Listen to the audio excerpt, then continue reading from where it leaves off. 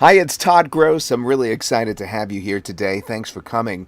This is Green Screen Techniques. We're going to be talking about using Chromakey or green screen. Some folks used to use it a lot with blue screen, but I'll talk about what that all means in just a moment. What we'll be covering is basically how to get into this in the first place, how to take your video to the next level. It's really simple, not that expensive at all, and why you want to use it and what some of the tricks and tips are to doing it.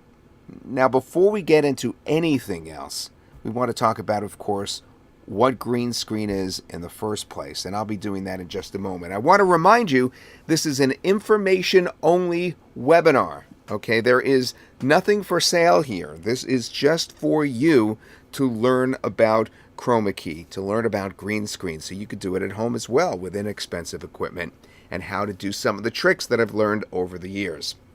Now, in this particular picture, right on our front cover page here, you're actually looking at a freeze frame from a video that I took, and I am actually using that green screen technique here. Now, this is one of the television stations that I've worked at in the background, and while I was there, I said, hey, this is a really cool looking TV station. It's a big station. Why don't I take a picture of this particular view and pretend I was standing in front there? And that's what I did. So keep in mind as we go along that a lot of what I'll be telling you about today is about selecting the proper setting, the proper background for you to be standing in front of. And when you do select the background, keep in your mind at all times, well, what would that look like if there was somebody standing right in front of it? All right, because that is essential. It's central, in fact, to what I'll be talking about today. Now, what is green screen or Chromakey in the first place? On the right-hand side, what you're looking at is a picture from about 4 years ago, not quite 4 years, of me at a Salt Lake City television station using Chromakey live. All right, so live Chromakey is slightly different than what you'll be doing unless you get some fancy equipment. I have the equipment here to do live, and I've tried it from my studio at home. But the problem is it takes a lot to do it live, all right? And you also have to know where you're pointing, so you need additional monitors, etc. on either side of you. So it gets very complicated. But the way that most of us use Chromakey is to replace your background behind you when you make a video with anything at all. And that basically allows you to put anything in instead of the color that's there. So what green screen or Chromakey is the removal of the green foreground color to reveal a multiple of backgrounds. Now that sounds almost counterintuitive because the green, obviously, on this left-hand photo, all right, is behind me. But that is one plane, okay? So I want you to kind of get this in your brain now. The green and myself over the green is one plane, and then behind both of those is where the background is going to sit in your software. And you are going to remove just the green color from that foreground. So, again, trying to explain this as clearly as I can, you are going to put something green on the wall or use something else that is green. And the reason we choose that Kelly green color is because it conflicts the least with anything that we wear and our skin tones, so that we're able to wipe it out the easiest electronically, okay? Some people use blue. I've recently experimented with blue, and even though I've used blue on television, I find blue a much harder color to get rid of. For instance, look what I'm wearing in this shot right here. On the left, I'm wearing a blue jean jacket, okay? And that would disappear when I tried to wipe out the blue color behind me to reveal the background. So, again, we are using this Chromakey technique, this green screen technique, to reveal all kinds of backgrounds, a multitude of backgrounds, whatever we choose behind us. All right, so that's what this is all about in the first place. Now, the tools that we'll be talking about today that you'll need for this non-live kind of Chromakey, which is what virtually everybody uses, the non-live technique. You rarely ever see live on the internet. You will need a green backdrop or a solid green color. Now, they do sell paint, Chromakey paint, that you could get in Amazon. So you could paint a wall that Kelly green. You can use a green sheet, if you could get a bright enough green sheet. And this particular studio package that I got out of Amazon last night and just put it up here for you to see is an example of a pretty good setup. It has the lighting so that you'll be able to get the lighting even, and we'll talk about that in just a moment. It has a 10 by 12 green backdrop, that, of course, that muslin sheet, and then it has the frame to hang it from, so you don't have to pin it to the wall. All right, and that only runs $120. So that takes care of your foreground. But how are you going to shoot yourself, and how are you going to provide background images? Well, you could do that with a camera, and there are a lot of cameras that you could do it with nowadays, including the really inexpensive ones. Like, for instance, you could even do this with the type of video camera that serves multi-purpose, both as a still shot camera, so you could take pictures and use them for your background. And of course, you could also use the video section to videotape you. Now, I particularly have checked into a bunch of really low-cost cameras recently because I was looking to send them out to a group of us. And what basically I found was the Nikon S series was really good in terms of the video quality and the fact that it had a wide-angle lens. Why wide angle? Well, you want to get the camera as close to you as possible. And the reason for that is so that the sound will be as clear and bassy as possible without needing an external microphone. Now, you could go ahead and get other kinds of cameras and microphone setups. There's a multitude, and we're not going to be talking about all of them today, but I just wanted to prove to you and let you know that I have tried to do this with something low cost. And I found that the Nikon series, the S4300, 5300, 6300, it runs all the way up to 9300. Those, among others, but those in particular, which you could get for so inexpensively at so many warehouses right now on surplus, those really work pretty well, both in the light gathering, so that you don't have to worry about having too much light. And in addition, it just did really well in terms of picking up the sound and being able to put the video really close to you or get the camera really close to you. So for both shooting backdrops, such as outdoor shots, for your Chromakey backgrounds, and of course shooting you and the green screen in the foreground, this is one suggestion that I had. Now, how do you choose the background? I'm really good at this, folks. I actually have a website called chromakeyvideos.com where we specialize in backgrounds. All right, you have to keep in your mind at all times when shooting a background what it would look like once you put yourself in front of it or a subject in front of it. Okay, so I already showed you this particular one and how there was a railing and you could picture somebody standing in front of the railing, obviously, and the railing is far enough back so it's not, pressing too close, and I'll show you what I mean there. For instance, here's a good backdrop on the right-hand side for an outdoors. All right, now let's go over all the things that are good about that covered bridge shot. Number one, it's a shady shot. And with one exception, which I'll talk about in a moment, it's really best if you use shady shots. In other words, where the person you can imagine standing, you could see it's in the shade. The reason that's important is because you are working on even lighting of your foreground. All right? Because you're working to get the lighting even, it doesn't make sense if it was sunny in the background, because your nice even lighting will look best if it appears that you are either being lit naturally, okay, in a shady area, or if the person can envision that you were also lit in the location that you're shooting. So let me explain what I mean. So let's say you're standing in the shade here in this shot on the right. You should be able to match the background very well. And if you, of course, standing in front of your green screen, are evenly lit, it would look much better if the background was shady to match. Now, sometimes you might be brighter than the background itself, and that too, if you're evenly lit, doesn't necessarily look bad, doesn't blend in quite as well, but it doesn't look bad if the viewer of your final video thinks that you are being lit outside by some sort of lighting source. Okay, so either way, it looks best if you pick a shady outdoor backdrop. The other thing that's good about this covered bridge scene is the covered bridge is pretty far back and all the trees are pretty far back. They're not encroaching on you. And let me bring, of course, another image in that's going to show you what I'm talking about. All right, so here we have terrible backdrops, okay?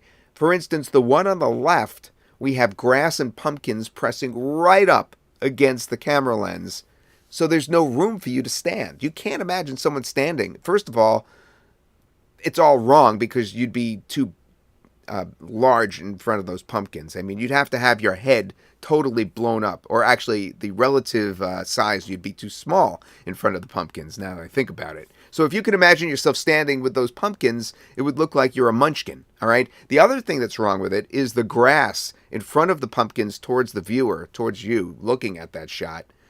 The grass is encroaching so that you wouldn't be able to have anywhere to stand, all right? You wouldn't be able to put the person, yourself or whoever you're shooting, in front of that because there's no room. The other thing that you may think is bad but isn't in that photo on the left is you see how it's fuzzy in the background? Well, that actually is a good thing because when you take photographs, sometimes you'll have a clear foreground and because of depth of field, you will have fuzzy background. So that's not the issue. The issue is that the pumpkins and the grass are encroaching. Now, on the image on the right, the thing that's so wrong is why isn't that cattle moving? If you have a still shot that you're using for your background and not a video for your background, then you can have objects that normally would move stationary. And that's exactly what you have here. You have that cattle not only encroaching because they're so close, so it would be hard to stand there. Although I could put the subject on the left-hand side really large to match. It would match if I put myself, let's say, on the left-hand side. But the problem there is that cattle would normally move. So, again, written at the bottom here, no, objects are too close and the background here would normally move. Now, the exception to this is if you're using a video background. Then there must be movement, okay? Because if there's a video background and it's obvious that it's a video and the cattle, let's say in that case, is stationary, the video background, obviously, they'd have to move. So if you're using video, that's okay. Then the cattle would be moving, and it would work out. And I've had plenty of backdrops that I've shot with moving cattle and moving objects and moving. I even have one where there's like a moving turkey behind me. But the point is, if it's a still shot, which many of you will be using, not video for the background, but stills, you can't have an object like snow frozen in the frame. I mean, falling snow, frozen, not falling, just looks wrong. Okay, so keep that in mind. The encroaching and the objects that normally would move, you can't have them in the frame.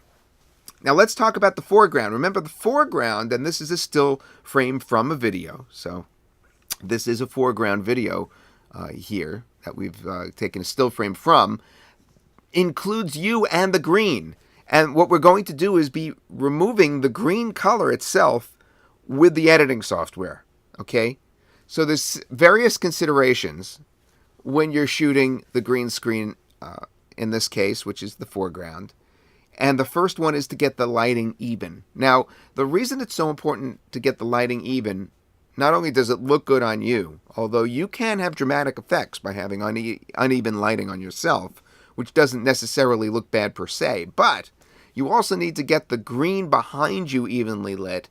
And recently I've made some improvements, and as you can see, I'm pretty evenly lit on the green behind. And the reason you need to do that is because, remember, you're removing one color, and the software will have a much easier time removing one color without leaving some funky effects if you have a very even monochrome color behind you. Okay, so it's important that you have the even lighting, that you're going to remove that one color later. So there's two reasons for even lighting. Number one, it looks better on you, generally speaking.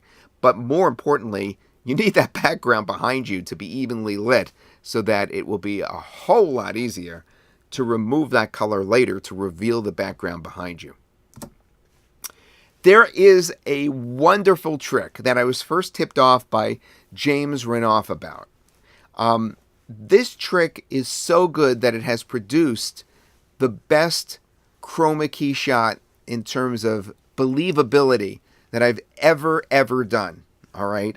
And you're looking at a still image from it here. Now, I could have had a better backdrop. I just got this off the internet at the time because what happened was, to give you a little history, I'm a weatherman by trade, a meteorologist. That's why you saw me at the beginning there doing the weather. And I've done that for years, Chroma key. I mean, dozens of years, literally. All right. However, when I first got into internet marketing, I dabbled in Chroma key. Then I took off for a couple of years from doing it because I moved out to Utah. And when I did so, I was doing the weather on television there, and I didn't have the room for the studio. So what I did is I did all my videos, regular videos, without using the Chroma key techniques. Then James Renoff came out with a product called the No Green Screen Effect, and he wanted me involved with that.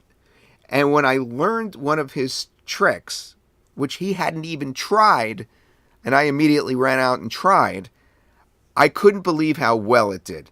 Now you can see me sitting on a lawn chair here, and the sun really is beaming down at me, okay, and blinding me, and I needed to cover my my eyes there by putting my hand up. All right, that is actually legitimate. So what is green behind me that I removed to reveal this ocean shot, since I'm not really sitting in the ocean or sitting on a beach? Well, it's grass. Okay, so I used grass for the green screen effect. I'm shooting down towards me, so everything behind me that you see there, that you see as a beach, is really green grass, evenly lit by the sun. Now, this worked out really well because it really did produce a scene which made it look like I was at the beach. And this is one of those exceptions where the lighting isn't even, I am in the sun, and when you use an outdoor shot, particularly if you're using grass or any other sort of outdoor environment shot, it is possible that you could light yourself with the sun, as I told you before not to do, because you're using the green screen outdoors that way. When you're shooting, obviously, the green screen indoors, which most of you will be doing, then you don't want to be in a sunlit area. You don't want to pick a sunlit background, that is, because you are obviously looking more like you're in the shade when you're indoors than when you're outdoors. But when you're actually bringing your green screen outside or using the grass as a background, as the green, well, guess what? You can do the sunny shots then. And that's exactly what I did here. This is a great tip if you do not want to purchase a green screen, but you want to dabble in this. You want to play with it, and you have a really nice green lawn, especially if it's summertime, which it isn't when I'm recording this, then you've got a way to do green screen without the green screen. All right, so that's a little tip for you, a little trick. Now, some editing tips and tricks. What I'm going to do is try and attempt now to get out of my PowerPoint or Keynote and actually show you some editing tips and tricks in putting this together. Now, I'm going to use Camtasia Mac, but keep in mind that whether you're using Adobe Premiere or Sony Vegas, whatever you choose to do the editing of your Chroma key, the final put together of your video, there is a very much similarity from program to program in the techniques that you are using. Now, if you do need some instruction, if it's not included in this package that you're watching today, I do have, with the help of some of our members, some videos that we have shot, such as Sony Vegas, showing how to do this in other programs, in other software. And if you'd like that, just write to me at squeezevideos@gmail.com. Once again, that's squeezevideos@gmail.com, and I'll send that to you if it's not included, if you didn't already receive that. Okay, so what I'm going to do is get out of this. I'm going to bring over my Camtasia for the Mac. Camtasia for Windows does not yet do green screen. I'm going to just check my other computer, make sure this is coming out. I'll be right back.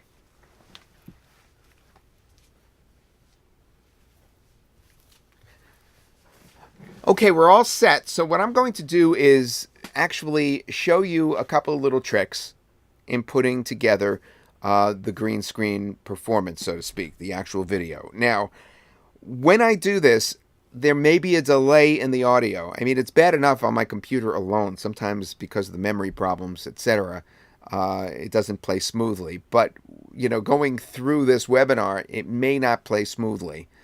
If it doesn't play smoothly, just bear with me. You'll get the idea of what I'm doing. Now, in Camtasia for Mac, you, of course, are going to select your foreground and your background. So I have two backgrounds here. 1, 2 that I could use. And I have the foreground. The foreground has the green in it here. So let's start from scratch. I'll move all this over and start from scratch. So the first thing we want to do is put the foreground in. So we're going to actually take this image right here, which is the video, and slide it in to our screen.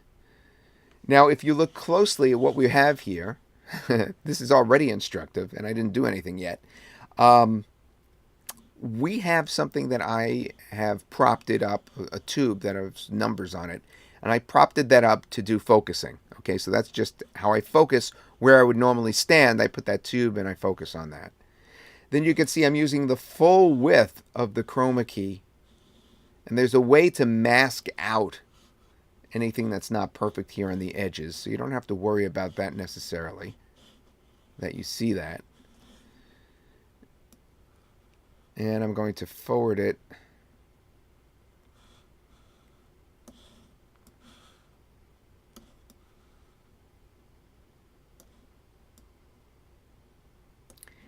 all right, and one of the things that you'll notice right off the bat is that I am dressed wrong for inside, but I'm dressed right for outside.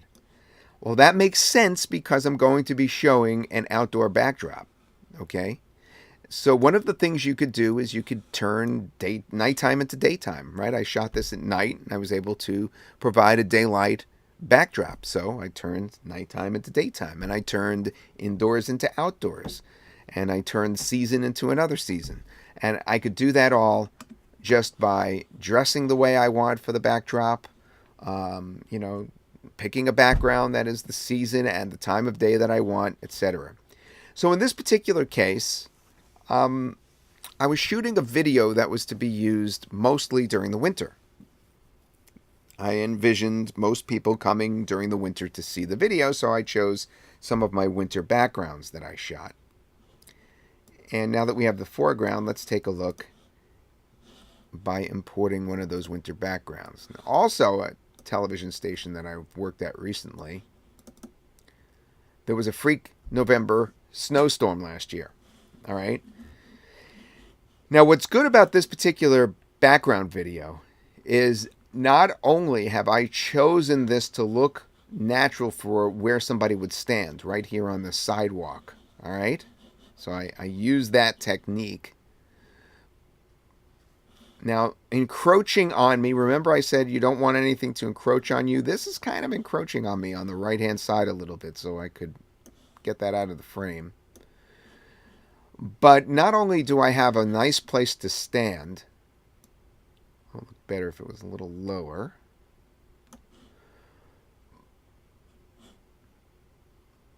But it has sound.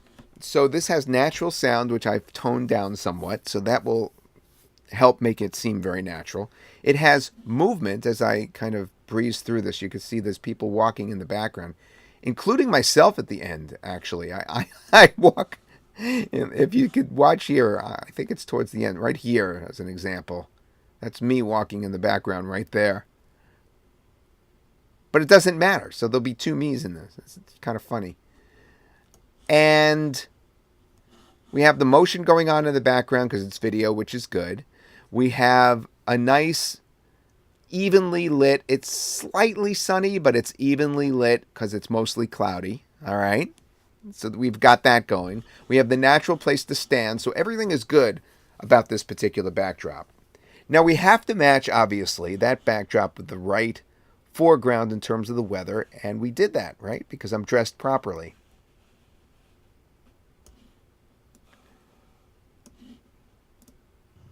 Here's an enticing question. How can a newbie with no... Okay, so I need to raise my volume a little bit, so I'm going to do that. Next,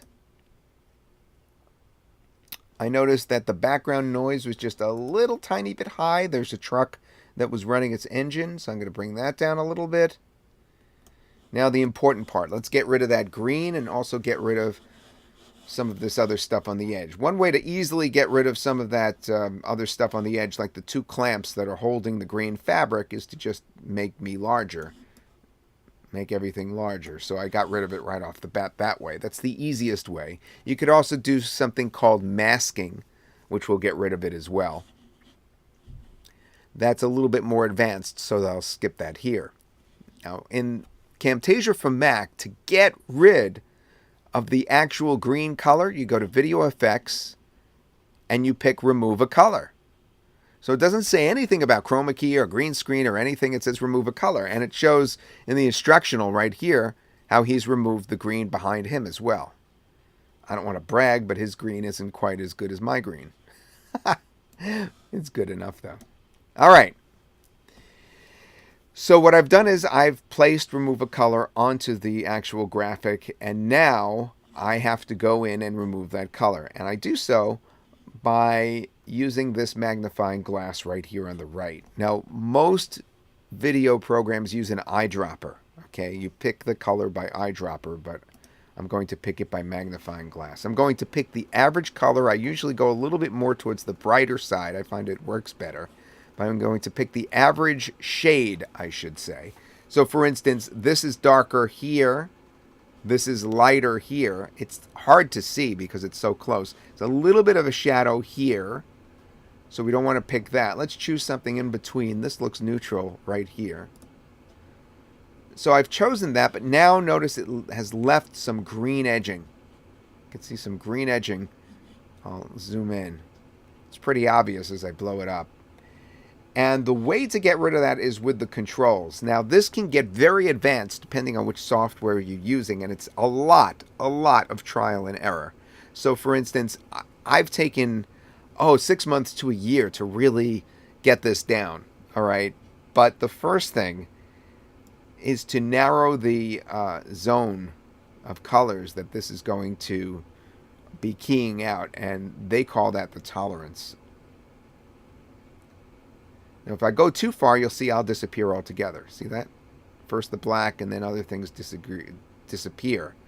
So I want to back it to around where it stops disappearing, and that would be around 32% right there. And I'm going to back it a little bit more, down to around 30%.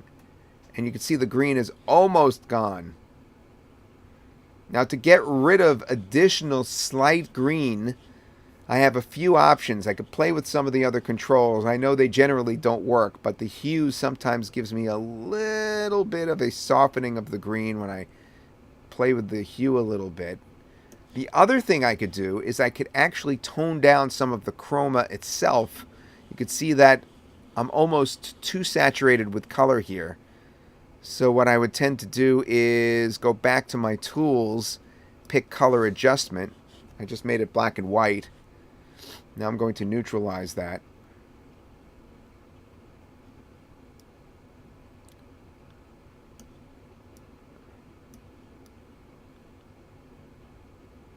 All right, so what I'm doing here is just bringing it back to the original contrast and brightness, which is what we've got here. But now we have to colorize it again, so I'm going to saturate it. This is how it was. And you can see I'm a little oversaturated. So I'm going to bring it down about 20%. 25%. You can see my color actually looks better here. And the green actually is less noticeable as I bring down the saturation. So that's just how I've been getting away with it. That's actually cheating, by the way, what I just did. But since my camera tends to oversaturate the colors to begin with, I can get away with that. But as you play with your particular software, you'll find all kinds of tricks to getting rid of that green. I've seen some great instruction on that, by the way. And again, if you contact me at that squeezevideos@gmail.com address, I can forward you to some training on how to get rid of that green in advanced techniques.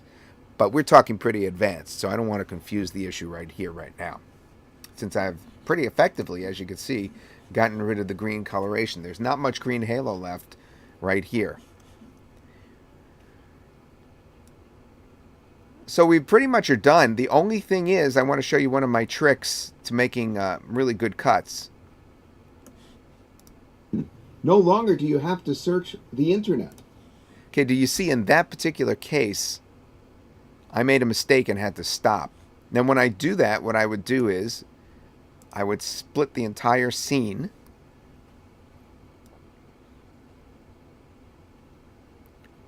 And then move forward to where I begin again. Removing everything in between. And then I change the perspective. So that when I start up again, it's natural. Now in this case, I think I just started from the beginning. So this isn't going to give you the best example. But what I would do here to make that cut more natural is I would take everything I say after the cut and make myself larger. And the background larger too. So in Camtasia for Mac, by highlighting these two, the background and the foreground, and kind of stretching it out, I've now changed the perspective so that when it goes to me again, the cut would look natural. And so much more. Just one. No longer do you have to search the internet. Here's an enticing question for you. How can a newbie with... Okay, so I did such a good job there, even though I started from the beginning. It looked like I almost did that intentionally. So again, what you do is you just change the perspective as if you have two cameras on you. If any of you saw the movie Broadcast News, that was addressed in that movie, as a matter of fact. The fact that he only had one camera on him and he used a similar technique, a jump cut, and zeroed in on wiping away a tear at one point. And you could do that. You could cut to some other image or a real, close-up that you take later, or you could just zoom in on yourself continuing to talk. In place, and so much more. Just one. No longer do you have to search the internet. Here's an enticing question for you. How can a newbie... with... Okay, so basically we've now gone over not only green screen technique and getting rid of the green and making the background look right, but now we've gone over a little bit about editing, which is a whole nother story. Well, we're kind of back to the beginning now. I've covered a lot of ground here. I've given you a little bit of an overview, and let's just review some of the things that I have showed you today. The first thing is I told you what kind of equipment you'll need to do Chromakey, to do green screen. I told you about the benefits. I've told you about the two planes, the foreground, which is obviously this. This is the foreground, me in front of the green, which we've removed the green color, and the background, which is your background shot.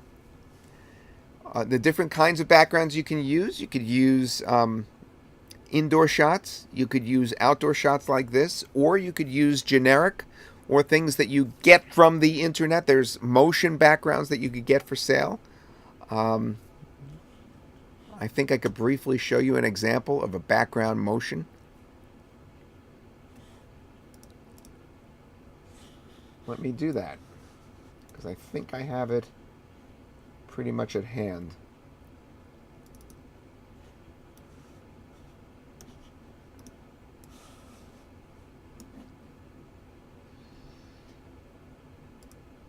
I keep my video backgrounds in one file, I keep my still backgrounds in another, and my motion backgrounds in another file.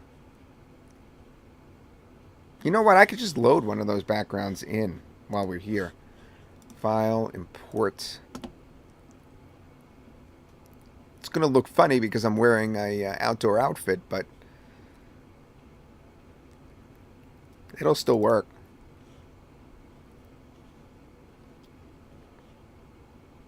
Motion.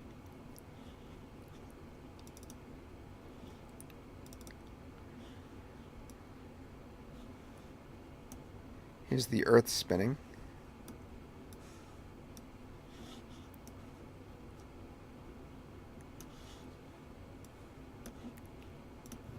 Here's an enticing question.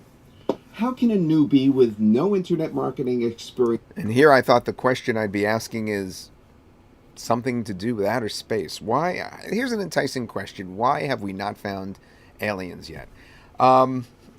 This is a really good thing that you can do. You can put all kinds of backgrounds behind yourself, but you have to, of course, remember that if you want it to look very natural so that the person doesn't know that you're using green screen technique, then you'd want to use one of those outdoor shots or an indoor shot.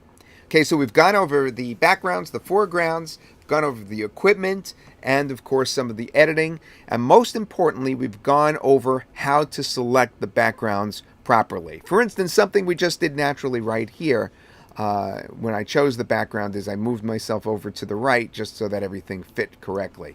And when you pick a backdrop like this one,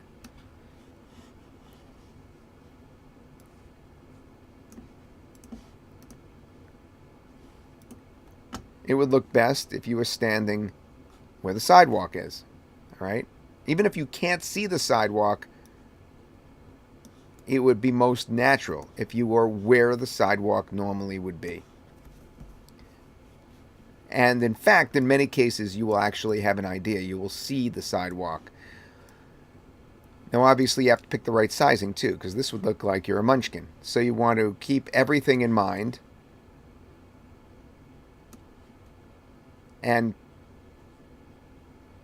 please forgive me for using that term munchkin. I'm just borrowing from the Wizard of Oz. Obviously, there's nothing wrong with munchkins. I'm only 5'5" myself. So there you go. We've talked about how to select the proper placement onto your background, like I just did here, and how to choose the background so you will know, of course, in advance that you'll be putting your subject in the proper placing later on.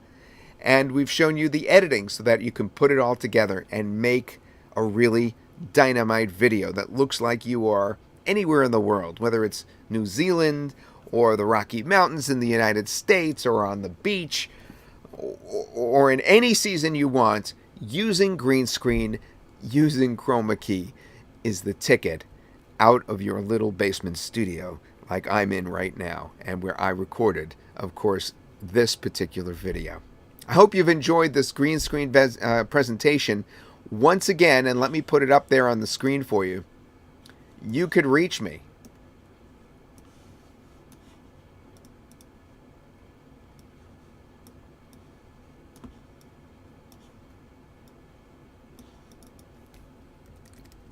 Just by writing to this Gmail address. Just make sure I'm whitelisted.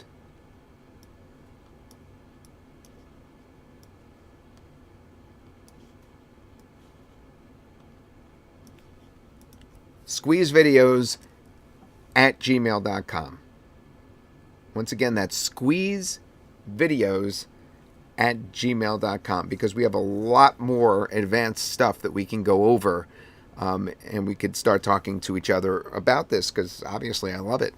I love to do it. I love to talk about it, and I'd love to teach you even more. I hope you enjoyed. Thanks for coming to the workshop today. This is Todd Gross signing off.